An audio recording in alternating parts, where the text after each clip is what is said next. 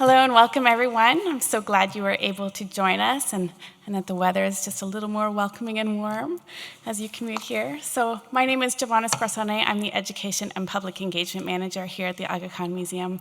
And I'm very happy to welcome you as we hear from Maryam Ekhtiar talking to us about the beautiful tradition of lacquer in Qajar, Iran, which is just such a remarkable art form that we're so happy to have some beautiful examples here in our collection that she'll be talking to us about today. It's especially exciting for us to have this talk here as we have our temporary exhibition, Transforming Traditions, the Art of 19th Century Iran. And if you haven't seen that exhibition already, I do hope you'll have some time after the talk today because it's a really special exhibition, a nice chance to bring objects that we don't normally see all together out into the galleries. Now, before we begin, and in keeping with our museum's mission to promote pluralism and respect for diversity, I acknowledge the land that the museum of the Aga Khan Museum sits on, which is part of the territory of the Anishinaabe, the Haudenosaunee, and the Mississaugas of the New Credit, and part of the Dish with One Spoon Treaty. And that treaty invites all of us to share the land and respect culture and each other in a spirit of peace. And now it gives me great pleasure to introduce Dr. Maryam Ekhtiar. She is Associate Curator at the Metropolitan Museum of Art in the Department of Islamic Art, where she has worked for nearly 15 years. She is a scholar and specialist in the field of later Persian art and culture, with expertise in calligraphy and later Persian painting. She holds a PhD from the Department of Middle Eastern Studies at New York University and has worked and taught at various museums and universities in the United States, namely the Brooklyn Museum of Art, New York University, and Swarthmore College.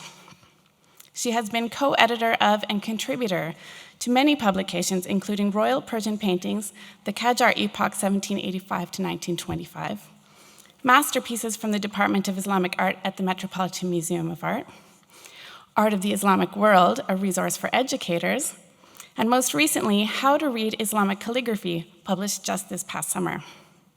She's also published and lectured extensively in the fields of Islamic art, Iranian art, and contemporary art from the Middle East and North Africa. Please join me in welcoming Dr. Maryam Ekhtiar to the podium.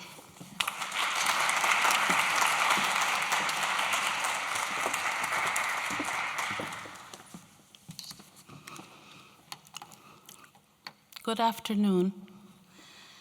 Before I start, I would like to thank the curators and the staff of the Aga Khan Museum for inviting me and helping me with the preparation of my talk.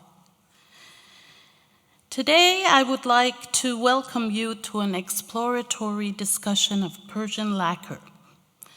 I hope to introduce to you the various aspects of Persian lacquer, its visual and physical characteristics, materials, techniques, variety of forms, and some of the subjects represented. I will also say a few words about the history of this art form from the late 15th century to the end of the 19th century. I will end my talk with what I consider to be a masterpiece of lacquer painting in the collection of the Aga Khan Museum and on display in the exhibition Transforming Traditions, the Arts of 19th Century Iran. It is a mid-19th century imperial pen box by the court painter Muhammad Ismail Isfahani, who worked under Muhammad Shah and Nasiruddin Shah Qajar. So let us begin with a definition of Persian lacquer. What is Persian lacquer? Persian lacquer is an extension of the book arts, the arts of the book. It is painting and or illumination on the surface of small three-dimensional objects rather than on a sheet of paper. The paintings are often painted in opaque watercolors onto the surface of an object and adapted to its shape and dimensions. The shape of the object thus dictates the compositional layout of the painting. In the words of the 19th century Scottish engineer, archaeologist, and diplomat Sir Robert Murdoch Smith, by the 19th century, the finest traditional Persian painting was found on lacquer. Lacquer refers to the varnish that coats the painting and protects it, tinting it with a rich tea-colored hue and a transparent glossy finish. In essence, Persian lacquer is varnished painting. Any decoration that could be applied with a brush or pen could be adapted to Persian lacquer.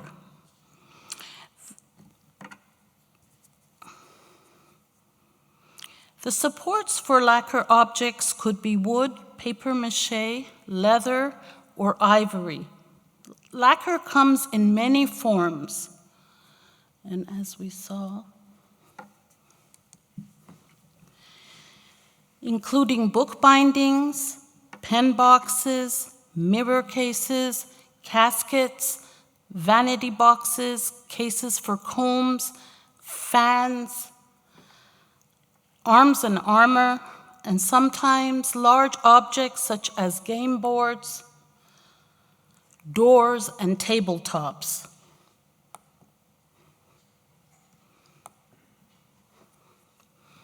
The forms of Persian lacquer objects are made of layers of paper pasted together with glues or paper mache, khamir kagaz. In the case of flat objects like book bindings or large boxes, pasteboard is used instead of paper. The glued layers of paper or pasteboard are pasted together and cut to shape, primed with gesso, and the whole surface is then burnished with a polished stone. Molds are often used to make pen boxes and other three-dimensional lacquer objects. The layers of pasted paper are laid on the molds that have been rubbed with dry soap. This makes the removal of the mold much easier once the support is dry. A sheet of paper is then glued to the surface is primed, and the design or composition is painted onto it. The ground could assume different colors such as neutral, black, tan, green, or deep red. Sometimes gold leaf or colored foil is used to decorate the ground and provide it with a metallic shine. Gold flecks or mica are also sprinkled on the surface, sometimes sprinkled on the surface to create the appearance of glitter. We know that lacquer painters used underdrawings to lay out their compositions. An album of sketches and pounces in the collection of the Harvard Art Museum serves as evidence for this. Pounces, or garde in Persian, were used to transfer designs onto the surface of a lacquer object. The designs are pricked with pinholes onto a sheet of paper. Then a bag holding powdered chalk or charcoal is tapped against the surface of the pricked sheet. This transfers the design to the surface below. The artist would then connect the lines and paint the design on the piece. And that's an example of a pounce for a pen box. Referring to or copying, quote unquote, the work of past masters by reproducing cherished motifs was an acceptable and even laudable practice. In Iran, painters and calligraphers were encouraged to copy the work of earlier artists as part of their training. This demonstrated the transfer of knowledge from master to pupil.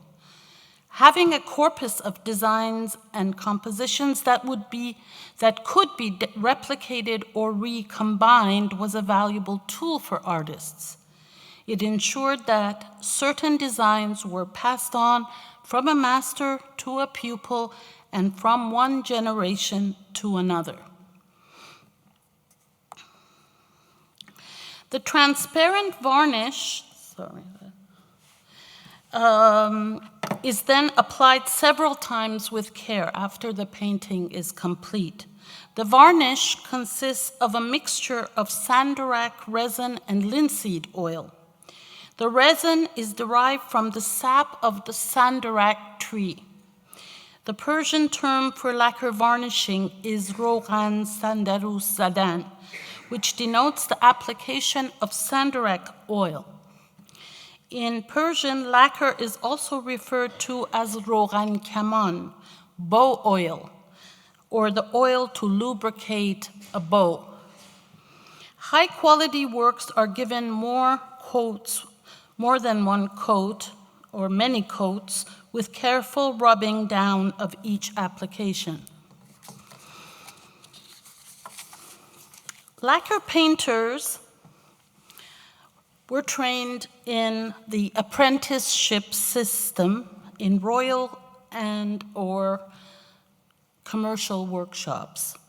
Like calligraphers, lacquer painters represent the continuous chain of master-pupil relationships, which is demonstrated in their punning signatures that include the name of the master and the name of the pupil. For example, after Muhammad, Ali is most noble, stating that Ali Ashraf was the student of Muhammad Zaman. Most of these painters were multi-crafted and able to paint in a range of techniques, formats and sizes such as watercolors, oil paintings, wall paintings, lacquer. Some were members of the court workshops, while others produced works commercially for an array of clientele. One of the distinguishing aspects of Persian lacquer is that many examples are signed and dated. In the 19th century, lacquerware was produced in quantity for export to Europe and other points, east and west. This painting here on the screen shows an imaginary 19th century lacquer workshop where lacquer painters are seated on the floor as they paint the surface of pen boxes. The molds for the pen boxes hang from the shelves, and some finished painted and lacquered pen boxes and other objects are left to dry on the shelves and the tables of the workshop. It is important to note the difference between Asian lacquer and Persian lacquer. The two are often confused, but are in fact quite distinct, both aesthetically and technically. Asian lacquer, the resin of a family of trees called Rus vernicifera, found throughout southern China, as well as East Asia, Korea, and Japan, is an amazing material. When exposed to oxygen and humidity, it hardens or polymerizes and becomes a natural plastic and an ideal protective covering for screens, trays, and other implements. Mixed with pigments, particularly red and black, cinnabar and carbon, lacquer has also been used as an artistic medium for millennia, Asian lacquer. It can be carved or inlaid or embedded with decoration or painted as well. Persian lacquer, on the other hand, is painted on a surface and then varnished. The varnish acts as a translucent coat over the painting.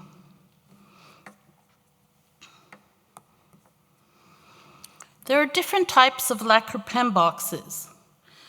Removable lid type, the sliding compartment type, the hinge type that opens from the front, and talking a little bit about the decorative motifs of Persian lacquer.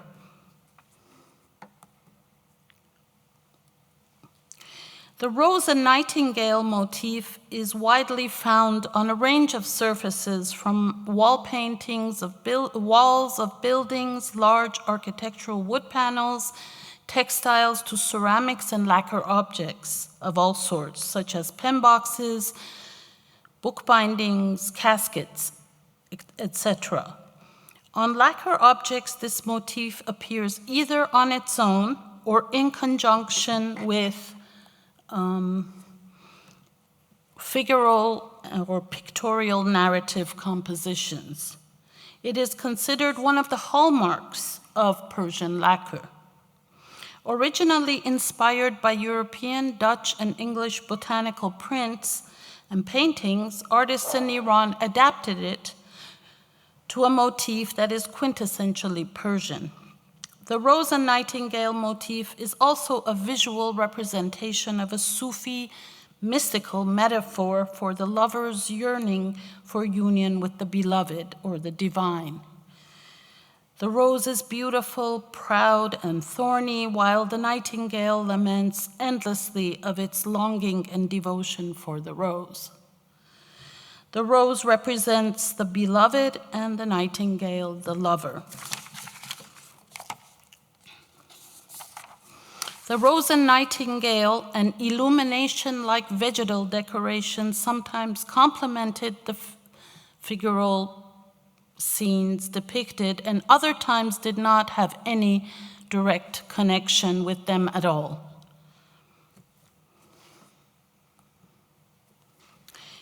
In the 15th century and early 16th century, we begin to see the earliest examples of illuminated lacquer bookbindings. By the mid-16th century, the repertoire expands to animal and figural scenes. In Iran, this art form blossomed in the late 17th century and 18th century and soared in popularity in the 19th century under the Qajars. Styles of painting used in lacquer work often mirror the styles of a given period. Late 17th and early 18th century lacquerware was characterized by the Perso-European style, often mediated by Mughal and Deccan Indian painting and their adaptation of European sources, mostly engravings and paintings. The painters of this period include Ali Qoli Jabadar, Muhammad Zaman, and Haji Muhammad and their followers, who worked under the patronage of the Safavid ruler Shah Suleiman. Compositions have an atmospheric quality and with misty landscapes, vistas, architecture, and rocky hills. The figurative themes include hunting scenes, amorous couples with musicians and companions, women bathing, visits to old sages, and sometimes scenes from poetic texts and Christian themes. The Safavid Perso-European style served as the foundation of lacquer painting in the 18th century. A famous pen box in the collection in the Khalili collection in London by Haji Muhammad, to your right, dated 1712-13, depicts a sensual scene of two lovers in various stages of amorous pursuit. This work can be read on different levels. It can be interpreted as a triumph of spiritual, mystical love over carnal love. It is painted in the Indo-Persian Europeanized style of the turn of the 18th century. The connections with Indian and European painting are clear. The figures are painted in the Indian mode, while the atmospheric feel, the rendition of the buildings, and the landscape indicate inspiration from a European source. The 18th century inherited the late Safavid visual vocabulary with artists such as Ali Ashraf, Muhammad Sadiq, Muhammad Baqir, and Muhammad Hadi. As mentioned before, the signatures of these artists serve as evidence for the transmission of styles from masters of the late Safavid period to artists of the 18th century. For example, Sadiq as Lutf Ali Ashraf showed, which means Sadiq became great for the grace of Ali, also connotes that Sadiq was Ali Ashraf's student. The Zan style is known for its fine detailing, intimate, atmospheric, and poetic qualities, and its intimate, atmospheric, and poetic qualities. Drawing heavily from poetry, paintings of this period were informed by a renewed sense of lyricism and a new emotional expressiveness. Muhammad Sadiq is one of the key painters of the Zan style. He worked in different media, including lacquer, watercolor, and oil painting. As seen in his paintings, a new ideal of beauty was introduced during this period, characterized by round faces, doe-like eyes, and centrally parted hair. The women often wear diaphanous blouses and wide-legged embroidered pants.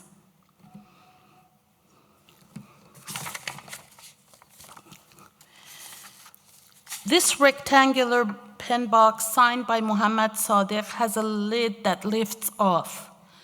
The outer surfaces are covered with Rosa Nightingale painting, while the inner surface of the lid bears a lyrical scene with turbaned youths gathered around a sage, horses and horsemen, and beauties bathing by a stream, all set against the European landscape.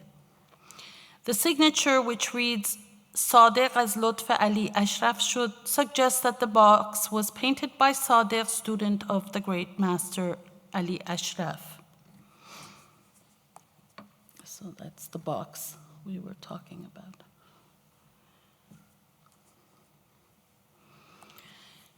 This superb vanity box in the collection of the Metropolitan Museum is rectangular in shape. It consists of a removable lid with a mirror and a frame, which includes a drawer for holding implements such as scissors, tweezers, and a comb. The outer surface of the lid is painted with very fine bird and flower painting, among the finest I have ever seen. It contains the signature of the artist Muhammad Baqir and the date 1204 or 1789. The bottom surface of the box also contains bird and flower painting. However, the inner surface of the lid bears an exquisite painting of a basm or feasting scene showing a Zan prince and his lover reading poetry to him.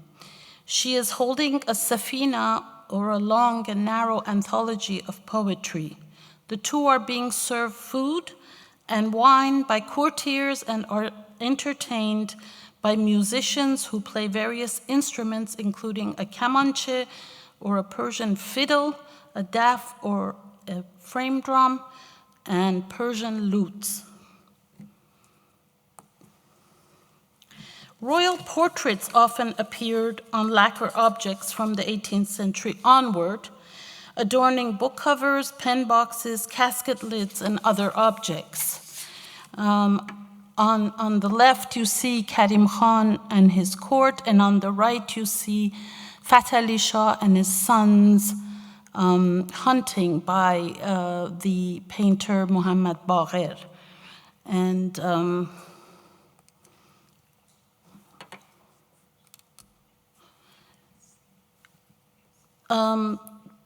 This is also an example of royal portraiture on a bookbinding of a manuscript of Gulshan Raz by Sheikh Shabastari, bearing a portrait of Nasiruddin Shah Qajar in a medallion in the Aga Khan Museum.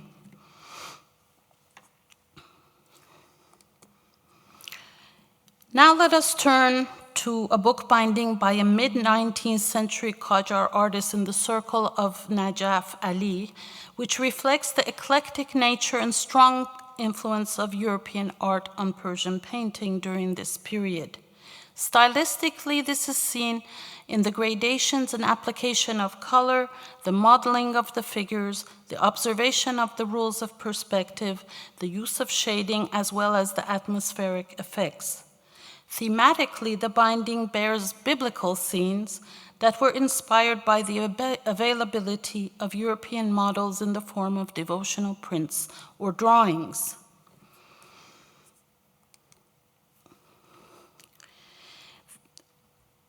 The outer surfaces of this particular mirror case, signed by Lotfali Suratgar and dated 1845, are decorated with Rosa Nightingale designs of the highest quality. On the inner surface, there is an eclectic composition in which 8 figures in European costume are grouped together without scale or thematic connection against a landscape of lakes and waterfalls. These figures include a gentleman dressed in Western 17th century costume with a whippet, an apostle figure with 2 children, and a pensive female kneeling before him, a Saint Anne type figure, and a young English girl dressed in the style of Regency period, standing next to a female child holding a bouquet. The composition looks like a group of studies drawn from European prints and paintings. The figures do not seem to have any connection. The composition appears to be a collage of different unrelated subjects.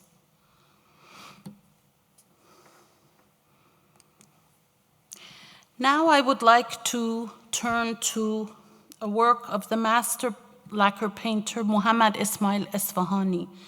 He was known for his Europeanizing style and his interest in recording important historical battles and events. The Baron casket on the screen, dated 1865, which B.W. Robinson called the finest lacquer object ever produced, depicts the ruler Muhammad Shah Qajar's siege of Herat. On the lid, hundreds of figures are packed in a composition. The detail in this piece is mind-boggling. At first sight, the composition seems chaotic, but when you look carefully, you see that there is an underlying order and structure. One depicts, you see also Muhammad Shah and his court on other surfaces of this casket, and there is also a scene of him with his vizier Haj Mirza Aghasi next to him, and on the sides there are illustrations of the campaigns, his campaigns against the Gorian in 1837-38. I would like to end my presentation with this extraordinary pen box, which is on display in the exhibition here at the Aga Khan Museum. It is one of the finest lacquer objects by Muhammad Ismail Esfahani, and it was likely intended as a presentation piece to the ruler, Nasiruddin Shah Qajar, on a particular occasion. It is a grand celebration of Persian kingship. Known as a Kiani or imperial pen box, it was perhaps the first of its kind ever produced and was regarded as a model for many examples that followed. Kiani pen boxes were particular to the reign of Nasiruddin Shah and feature audience or darbar scenes celebrating his rule by placing him in the line of Persian mythical and historical kings, mythical and historic kings. The dense and detailed compositions packed with minute figures are fine examples of Muhammad Ismail's style. The pen box is made of 2 compartments. Every surface, including the interior, the ends, the undersides of each compartment, is covered with minute paintings depicting the royal audience scenes of legendary and historic kings of Persia, literary narratives from epic and romantic poetic texts such as the Shahnameh of Ferdowsi, the Khamseh of Nizami, and Sufi tales, as well as portraits of renowned Sufi personages and poets. A large cartouche depicting Nasiruddin Shah Qajar and his court at the center of the lid suggests that it was made expressly for him, perhaps as a gift commemorating one of his yearly audiences. Here, the painter aggrandizes the Shah by contextualizing his rule within the history of Persian kingship and highlighting the refined literary and cultural milieu of his court. The court of Nasiruddin Shah is framed by an elaborate cartouche flanked by cherubim and accompanied by the verses, alongside the Shah and his vizier, like the moon and the sun united in one constellation. 2 smaller cartouches on either side of the central image feature the courts of the mythical kings of the Shahnameh. On the right, Keykavus and Fereydun, and on the left, Khosrow and Manucher.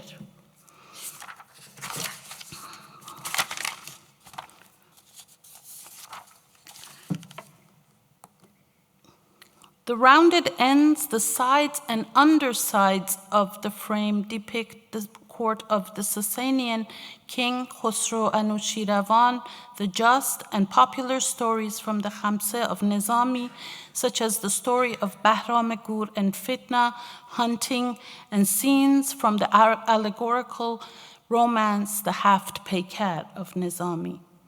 These scenes show the Sasanian Bahram Gur, the Bahram Gur or Bahram V, in romantic pursuit of his 7 brides in the 7 domed pavilions. So here that is a view of that.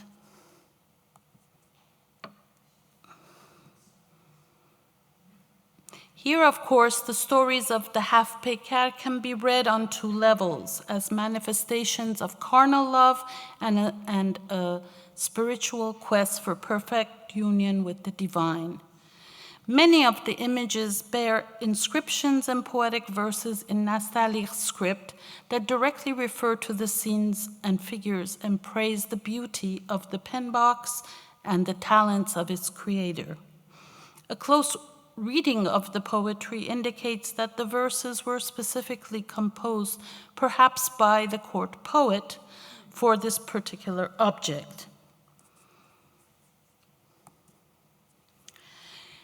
The exterior surfaces of the sliding compartment that held the reed pen and other implements bears vignettes depicting popular Sufi tales, such as the story of Bayezid Bistami and Ibrahim Adham, and portraits of the masters of the Nematullahi or the Sufi orders, such as Nur Ali Shah, Ma'sum Ali Shah, Faiz Ali Shah, Rajab Ali, all interspersed with related poetic verses.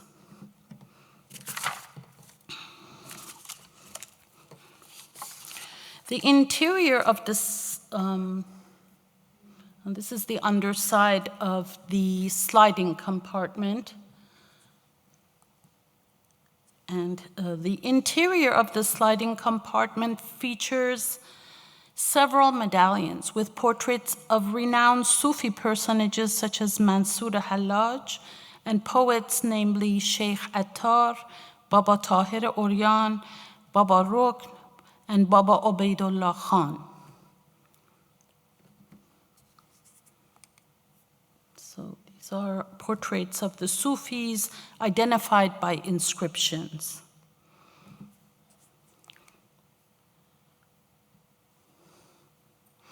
The underside and one side of the sliding compartment depicts scenes from the story of Bahram Gur and the slave girl Fitna hunting, accompanied by rhyming couplets.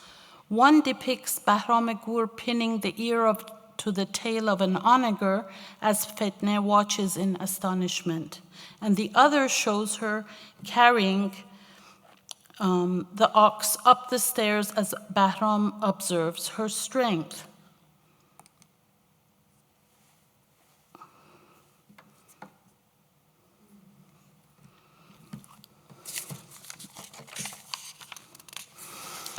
In addition to these portraits and tales of love and longing, a self-portrait of the painter wearing spectacles and holding a brush is enclosed in a medallion and accompanied by a verse and a date.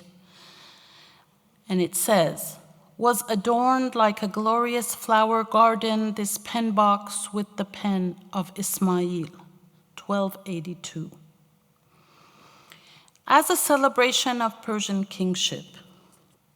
So there is the self-portrait of the painter and his signature in the form of a verse of poetry,